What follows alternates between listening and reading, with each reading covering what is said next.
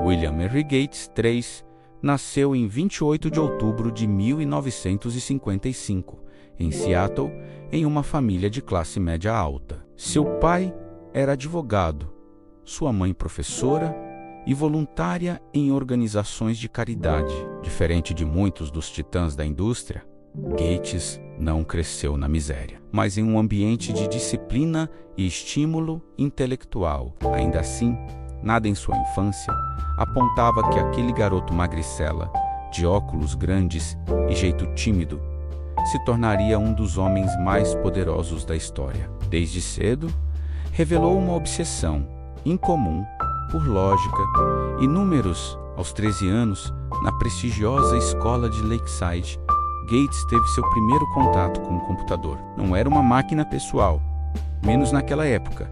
Computadores ocupavam salas inteiras e custavam fortunas, mas a escola havia adquirido tempo de uso em um terminal remoto, e o jovem Bill ficou hipnotizado. Passava horas escrevendo códigos, explorando cada comando, até que os professores precisaram impor limites, pois Gates e outros colegas chegavam a invadir os horários de uso. Foi nesse ambiente que conheceu Paul Allen, um jovem igualmente apaixonado por tecnologia. A dupla formou uma amizade que mudaria o mundo. Juntos, começaram a explorar as possibilidades do software, enquanto a maioria ainda acreditava que o futuro estava apenas no hardware. Para eles, não bastava construir máquinas. Era preciso criar a linguagem que as faria pensar. Em 1973, Gates entrou em Harvard, uma das universidades mais prestigiadas do planeta. Mas sua vida acadêmica seria breve. Embora fosse brilhante, passava mais tempo programando do que assistindo às aulas. Sua mente já estava em outro lugar, no futuro que se desenhava com a explosão dos microprocessadores e dos computadores pessoais. A virada aconteceu em 1975, quando a revista popular Electronics estampou em sua capa o Altair 8800, um kit de computador pessoal que podia ser montado em casa. Para muitos, era apenas um brinquedo para entusiastas. Para Gates e Allen, era o sinal do futuro. Eles ligaram imediatamente para a fabricante, a MITS, afirmando que tinham desenvolvido um software que rodava no Altair. Na realidade, não tinham nada pronto, mas, em poucas semanas de trabalho frenético, criaram um interpretador da linguagem BASIC que funcionava perfeitamente. O sucesso foi imediato. Pela primeira vez, um computador pessoal tinha um software acessível e o mundo começava a mudar. Foi nesse momento que Bill Gates tomou a decisão que definiria sua vida: largar Harvard e dedicar-se integralmente ao projeto. Em uma carta aos pais, escreveu: "Confie em mim. Sei o que estou fazendo." Eles confiaram. Nascia ali a Microsoft, fundada em 1975, com a ambição de colocar um computador em cada mesa, em cada casa. O nome, uma junção de microcomputador e software, refletia a visão clara de Gates. O futuro não estava nas máquinas gigantes de empresas, mas nos lares, nas escolas, nos escritórios comuns. Nos primeiros anos, Gates trabalhou sem descanso. Era obcecado por perfeição. Revisava pessoalmente linhas de código, discutia com clientes e brigava com colegas. Sua competitividade era feroz. Para ele, perder não era opção. Ainda muito jovem, já mostrava a frieza estratégica que se tornaria sua marca registrada. O passo decisivo veio no início dos anos 1980, quando a IBM decidiu entrar no mercado de computadores pessoais. Gigante da indústria, a IBM buscava um sistema operacional para seus Pixie.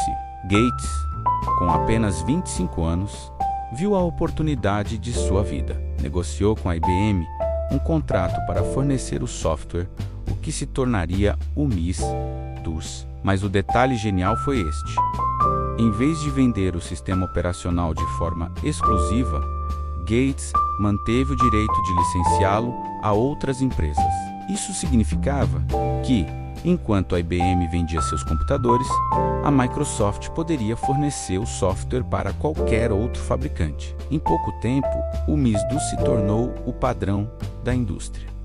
E a Microsoft passou de uma pequena startup a um império. Bill Gates havia colocado a primeira pedra de seu império global. Um garoto de óculos, com olhar frio e mente afiada, estava prestes a se tornar o rosto do novo capitalismo digital. Nos anos 1980, a Microsoft começou a deixar de ser apenas uma promissora startup para se tornar um verdadeiro colosso. O contrato com a IBM havia garantido à empresa uma posição estratégica. O MS-DOS era agora o sistema operacional padrão para os computadores pessoais da gigante azul. Mas a genialidade de Bill Gates estava em algo que poucos perceberam na época. Ele não entregara à IBM o controle exclusivo do software. Em vez disso, reteve os direitos de licenciar o DOS a outros fabricantes. Esse detalhe transformaria a Microsoft em uma máquina de expansão global, enquanto a IBM acreditava que manteria domínio sobre o mercado de PIX. Centenas de outros fabricantes começaram a adotar o MS-DOS em seus próprios computadores. Em questão de poucos anos, o sistema de Gates estava em praticamente todos os PIX do mundo. Ele havia colocado sua empresa no centro da revolução digital, não como coadjuvante, mas como guardiã do sistema operacional universal. Com apenas 31 anos, Bill Gates já havia se tornado um bilionário. O garoto de óculos, tímido e obcecado por código, agora era o homem mais jovem a acumular tamanha fortuna. Mas para ele, isso não bastava. Gates não queria apenas dinheiro, queria poder, queria controle absoluto sobre a forma como bilhões de pessoas interagiam com seus computadores. E o próximo passo seria ainda mais audacioso: o Windows. Nos anos 80, a interface gráfica era vista como uma promessa distante. Computadores funcionavam por meio de linhas de comando áridas e técnicas, compreendidas apenas por especialistas. Mas a Apple, liderada por Steve Jobs, havia lançado o Macintosh em 1984, com sua interface gráfica intuitiva, baseada em janelas e ícones clicáveis. Jobs acreditava que havia criado o futuro. Gates, astuto, percebeu que não poderia deixar a Apple dominar essa nova era. Foi nesse contexto que nasceu o Windows, lançado em 1985.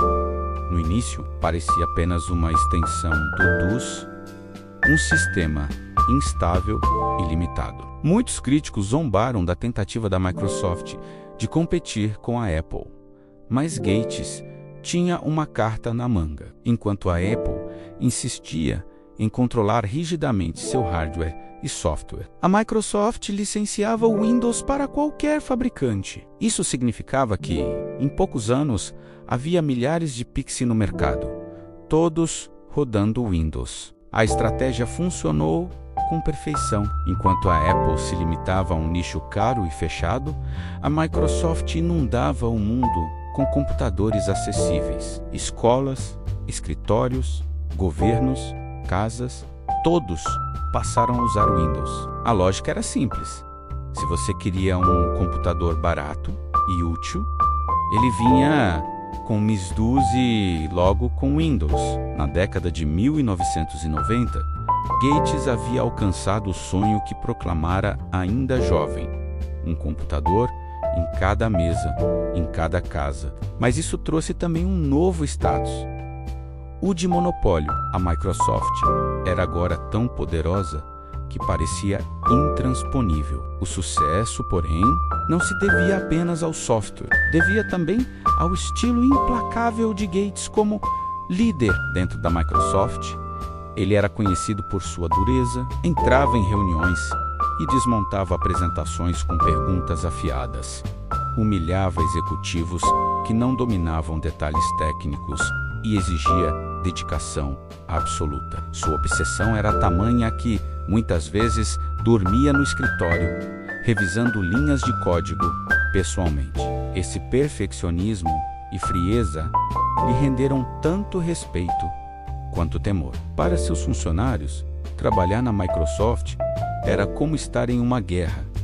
Exaustivo, mas recompensador. Para Gates, não havia meio termo. Ou você estava construindo o futuro com ele, ou estava fora, com o domínio absoluto do Windows e do pacote Office, que se tornaria padrão em escritórios do mundo inteiro.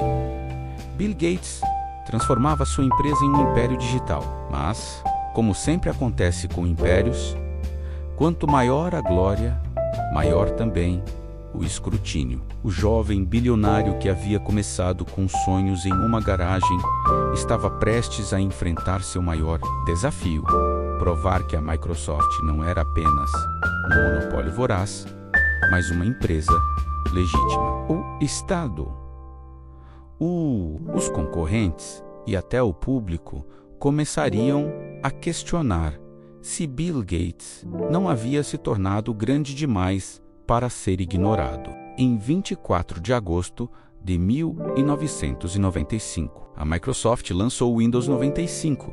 O evento foi tratado não como um simples lançamento de software, mas como um espetáculo global. Comerciais invadiram televisões com a música Start Me Up dos Rolling Stones. Filas se formaram em lojas de informática como se fossem estreias de filmes. O botão iniciar se tornou ícone de uma nova era. Naquele momento, Bill Gates havia conquistado o impossível: transformar um sistema operacional em um fenômeno cultural. O Windows 95 vendeu 7 milhões de cópias nas primeiras 5 semanas. Milhões de computadores ao redor do mundo adotaram a interface gráfica, e a Microsoft consolidou-se como a empresa mais poderosa do setor de tecnologia. O sucesso, porém, não era apenas resultado de inovação, era também produto de estratégia implacável. Gates entendia que o segredo do poder estava no controle dos padrões. A Microsoft não precisava ter o hardware mais bonito, nem a propaganda mais charmosa. Bastava que todo mundo dependesse de seu sistema. Assim, a empresa passou a integrar cada vez mais softwares dentro do Windows, tornando difícil, quase impossível, para concorrentes competirem em pé de igualdade. Foi assim com o Internet Explorer. Nos anos 90, a internet começava a explodir e o navegador Netscape dominava o mercado. Gates percebeu o risco. Se o navegador se tornasse o novo sistema operacional da web, a Microsoft perderia sua posição estratégica. A resposta foi brutal: incluir gratuitamente o Internet Explorer dentro do Windows, esmagando o Netscape em poucos anos.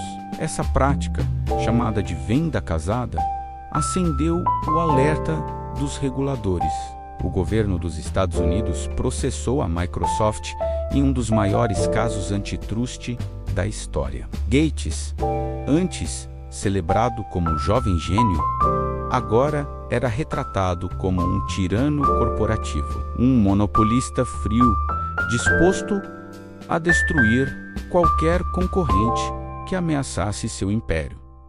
As audiências foram televisionadas. O mundo assistiu a um Bill Gates ríspido, evasivo, por vezes arrogante, respondendo a perguntas de advogados. A imagem do nerd visionário começava a dar lugar à do magnata calculista. Para muitos, ele havia se tornado aquilo que jurara combater: o gigante inflexível que sufocava a inovação. Ainda assim, a Microsoft sobreviveu ao processo. Houve risco real de divisão da empresa, mas no fim, o acordo permitiu que continuasse unida.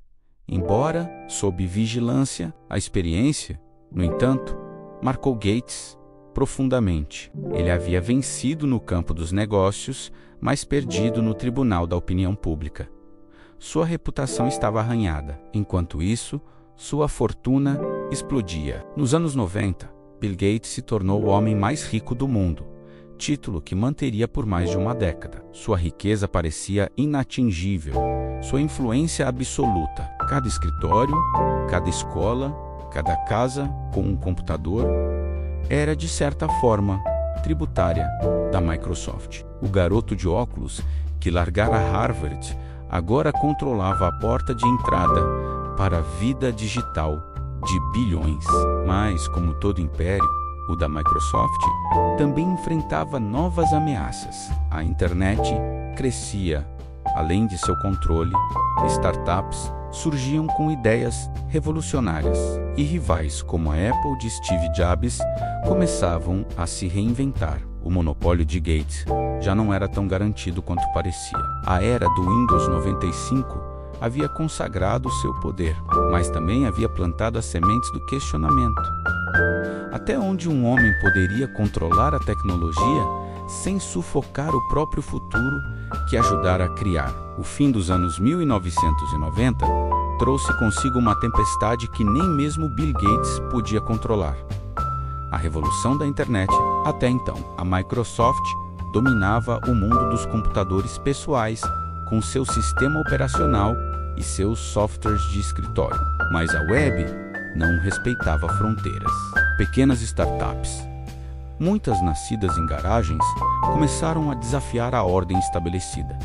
Empresas como Yahoo, Amazon e, em breve, Google mostravam que a nova fronteira não estava apenas no computador em si, mas na rede que os conectava. A Microsoft, acostumada a ditar padrões, demorou a entender a magnitude dessa mudança. Quando a empresa se moveu, foi com a mesma brutalidade de sempre: forçar a integração de seus próprios produtos, como o Internet Explorer e o MSN, dentro do Windows. A estratégia funcionou temporariamente, mas também gerou ressentimento e processos em várias partes do mundo. Ao mesmo tempo, a rivalidade com Steve Jobs reacendia. A Apple, que parecia enterrada, retornava com força após a volta de seu cofundador. Em 2001, a empresa lançou o iPod, iniciando uma sequência de inovações que culminaria anos depois no iPhone. Jobs não queria apenas disputar mercado, queria destruir o domínio da Microsoft. As provocações eram públicas, teatrais, enquanto Gates, com seu estilo frio e calculista, mantinha-se no campo do software empresarial. Apesar das ameaças, Gates ainda mantinha um império quase inabalável, mas algo dentro dele começava a mudar. O processo antitrust, as críticas constantes e a percepção de que o monopólio da Microsoft sufocava a inovação o levaram a refletir sobre seu papel no mundo. Ele ainda era o homem mais rico do planeta, mas sua imagem estava cada vez mais associada a poder concentrado e práticas predatórias. No início dos anos 2000, Gates começou a se afastar gradualmente da liderança operacional da Microsoft. Em 2000, passou o cargo de CEO a Steve Ballmer, mantendo-se como presidente e arquiteto-chefe de software. Essa transição não foi apenas empresarial, mas também pessoal. Pela primeira vez, Gates começava a pensar em legado, e o ponto de virada foi a criação da Fundação Bill e Melinda Gates, fundada em 2000. A instituição tinha como foco a saúde global, a educação e o combate à pobreza. Para muitos, parecia um contraste radical. O magnata que havia construído sua fortuna esmagando concorrentes agora se apresentava como filantropo disposto a salvar o mundo. A fundação logo se tornou a maior organização filantrópica privada do planeta, com recursos que superavam os de muitos países. Vacinas, combate à malária, programas de educação, saneamento, menos nada parecia pequeno demais diante da fortuna acumulada por Gates. Ele começava a transformar sua imagem de monopolista frio em a de benfeitor global. Ainda assim, a transição não foi imediata nem completa. A Microsoft continuava enfrentando batalhas ferozes contra a ascensão do Google, contra o avanço da Apple e contra um mundo que se movia rapidamente para a internet móvel. Muitos analistas diziam que a empresa havia perdido a magia da inovação, presa a um modelo de negócios ultrapassado. Gates, embora menos envolvido no dia a dia, ainda era visto como responsável por essa rigidez. O novo século mostrava que o poder absoluto conquistado nos anos 90 já não era suficiente. A Microsoft permanecia gigante, mas já não era a única força no horizonte. E Bill Gates, que um dia sonhara em ter um computador em cada mesa, começava a sonhar maior: salvar vidas, mudar a saúde global, transformar o futuro da humanidade com a mesma frieza estratégica que usara para dominar o software. Em junho de 2008, Bill Gates fez algo impensável para quem havia construído um império sobre disciplina, competitividade e controle absoluto. Deixou a Microsoft definitivamente. Depois de mais de 3 décadas à frente da empresa que havia fundado, Gates anunciou que dedicaria seu tempo integral à Fundação Bill e Melinda Gates. A decisão surpreendeu o mundo. Afinal, ainda era o homem mais rico do planeta, líder de uma companhia que dominava o setor de software e influenciava diretamente a vida de bilhões. Mas Gates já havia entendido algo que poucos bilionários compreendem: o poder de transformar dinheiro em impacto global. A fundação que criara anos antes, agora se tornava sua verdadeira obra. Com bilhões de dólares de dotação, Bill e Melinda Gates se propunham a combater problemas que governos inteiros não conseguiam resolver. Doenças negligenciadas em países pobres, como malária e tuberculose. Educação básica em comunidades esquecidas. Acesso a vacinas em regiões onde crianças morriam antes de completar 5 anos. Gates aplicava à filantropia a mesma mentalidade estratégica com que havia construído a Microsoft. Para ele, não bastava doar dinheiro, era preciso medir impacto, escalar soluções, investir em ciência. Usava gráficos, relatórios e métricas de performance como se estivesse dirigindo uma empresa global. Sua frase recorrente era: "O que não se mede, não se melhora."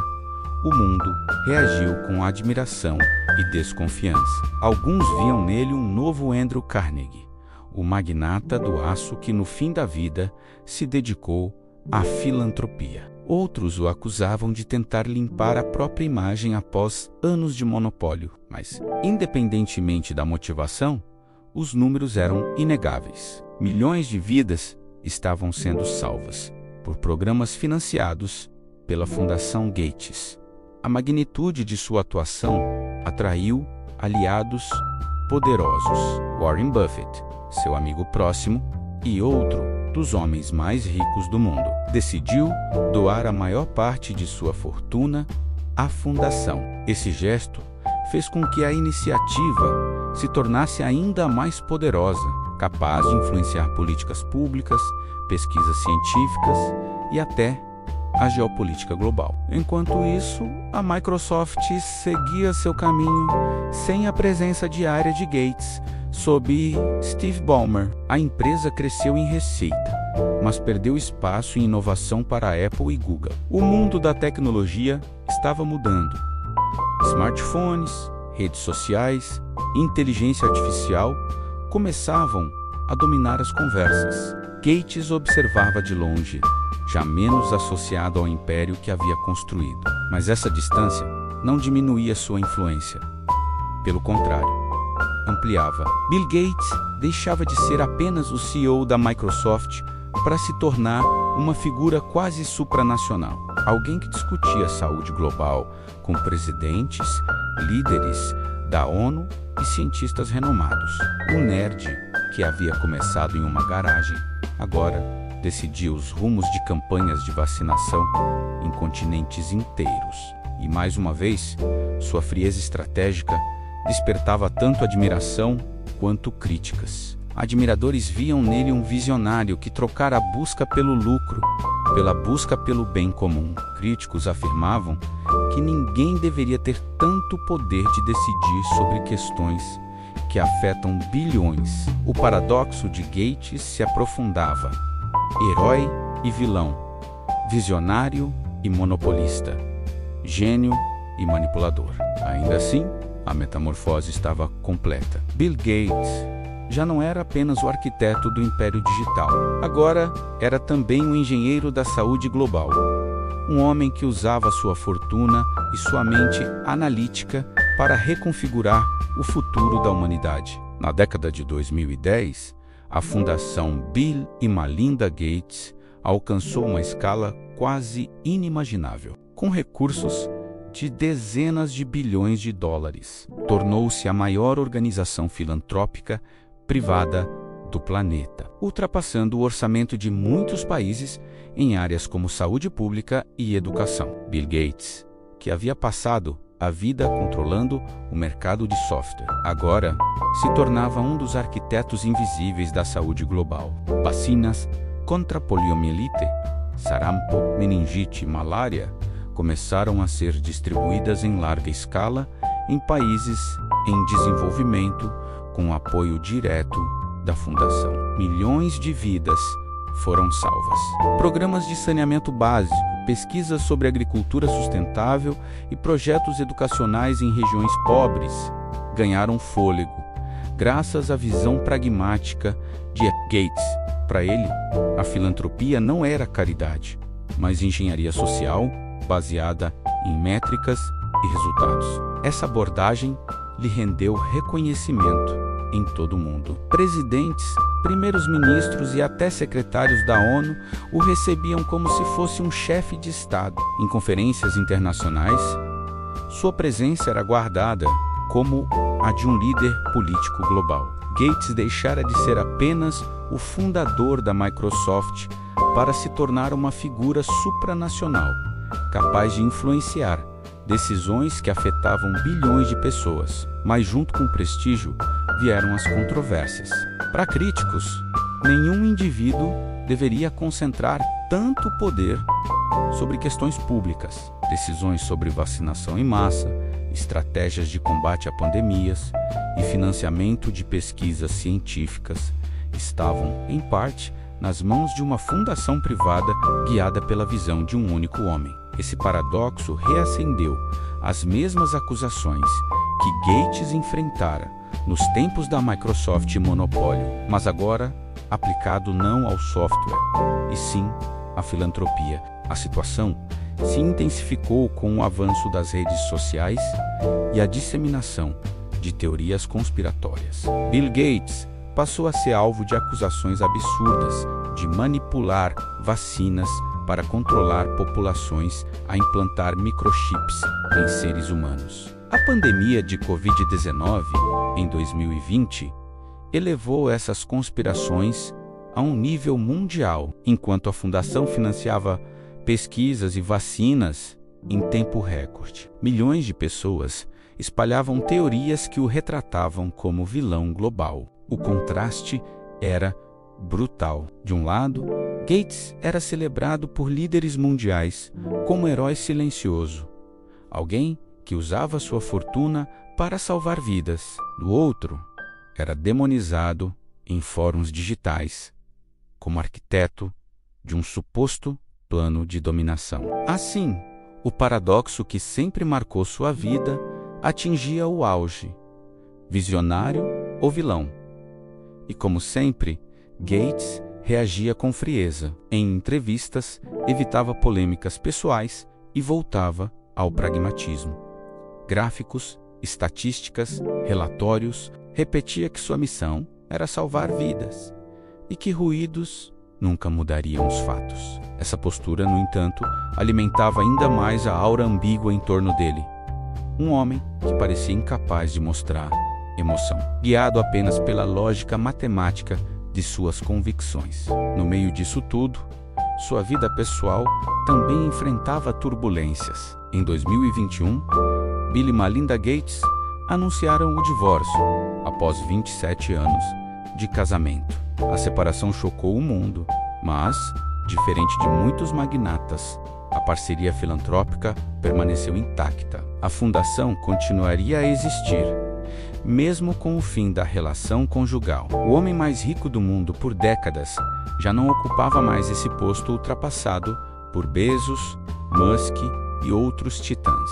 Mas sua influência não podia ser medida apenas em fortuna. Gates havia transcendido a lógica da riqueza. Agora era visto como um engenheiro do destino humano, cujas decisões, para o bem ou para o mal, continuavam a moldar o futuro do planeta. Na década de 2020, Bill Gates já não era mais o homem mais rico do mundo. O título passara para novos titãs como Jeff Bezos e Elon Musk. Mas riqueza, naquele momento, não era mais sua principal moeda. O verdadeiro capital de Gates era a influência, diferente dos novos bilionários que disputavam manchetes com foguetes e carros elétricos. Ele ocupava um espaço mais silencioso, porém igualmente poderoso. A interseção entre saúde global, política e ciência. Ainda assim, a comparação era inevitável, enquanto Musk exibia sua ousadia no Twitter e Bezos ostentava sua corrida espacial. Gates era lembrado como o arquiteto frio da era do software, o homem que havia colocado um computador em cada mesa. Agora, ele parecia quase uma figura mítica, um patriarca que observava os novos gladiadores do capitalismo, brigando na arena que ele mesmo havia ajudado a construir. Mas essa imagem de sábio global convivia com outra, muito mais sombria. Em fóruns de internet e redes sociais, teorias conspiratórias continuavam a pintá-lo como vilão oculto. Durante a pandemia, foi acusado de criar vacinas para controlar populações, de financiar laboratórios secretos, até de desejar reduzir a humanidade por meio de tecnologias.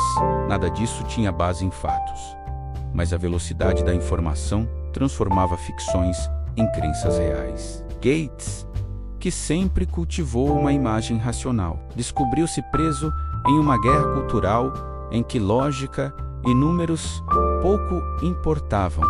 Sua rivalidade simbólica com Musk tornou-se um espetáculo paralelo. Musk, caótico e carismático, ironizava Gates publicamente, zombando de sua preocupação com mudanças climáticas e questionando sua relevância. Gates, frio e calculista, respondia de forma contida, reafirmando a importância da ciência e da filantropia. Era como se dois arquétipos opostos disputassem a atenção do mundo. O visionário rebelde contra o filantropo metódico. Ainda assim, Gates permanecia ativo. Continuava investindo em pesquisas sobre energia limpa, mudanças climáticas e vacinas. Sua visão se expandira além da tecnologia e da saúde. Agora, falava em salvar o planeta da crise ambiental, aplicando novamente sua lógica matemática a problemas que pareciam impossíveis.